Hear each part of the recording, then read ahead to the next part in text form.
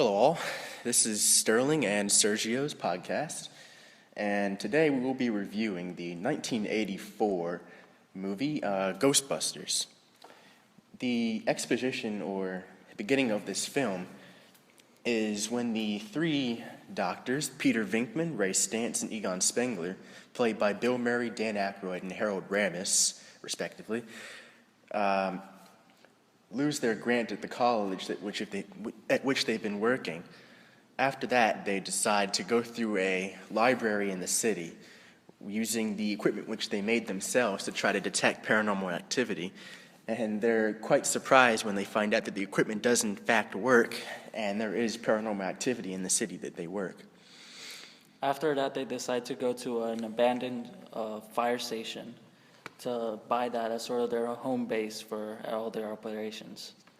Then shortly after, they hire Janine Melnitz, played by Annie Potts, and get their first job and get contacted by a woman for their first job named Dana Barrett and Sigourney Weaver.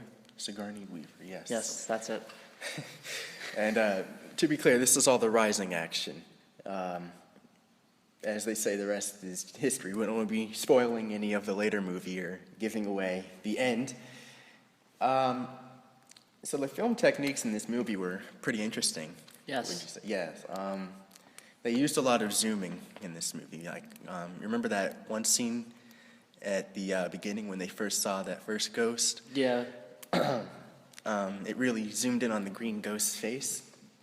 And they also zoomed in on the actors, their expressions when they saw the first ghost, and how you could see the fear and sort of intrigue in their eyes. Yeah, and they'd also, if I recall, they zoomed in a bit on when they would shoot the those whatever you call them out of their ghost ray gun things. The beams they shot? The beams, yes. Yeah. They would zoom in on those sometimes. Another technique that they used was tilting. And yes, very much tilt. And they would look up at buildings quite frequently, such as in the end, when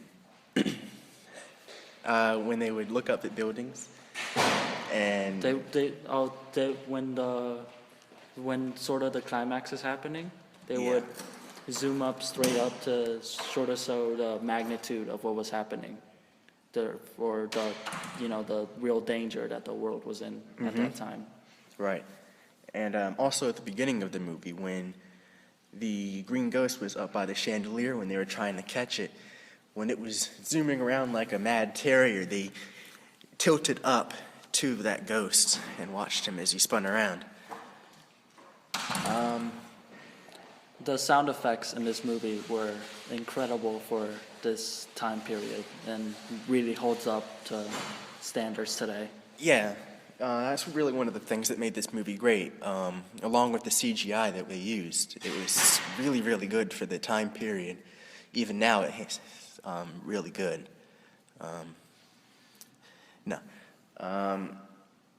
Yeah, I mean, that's about it, really. We give this movie like a really high rating. We really thought it was a really good movie. A lot of the CGI, the writing, the acting all really came together to make this a good film. And overall, we'd say this is about a 4.5 out of 5. Would you agree? Yeah, that seems about right. Perfect for this magnitude of a movie. Yes, it was instant classic. Yes. Based on that, I think that's about all. Thank you all for listening to our podcast. I'm Sterling. I'm Sergio. Goodbye.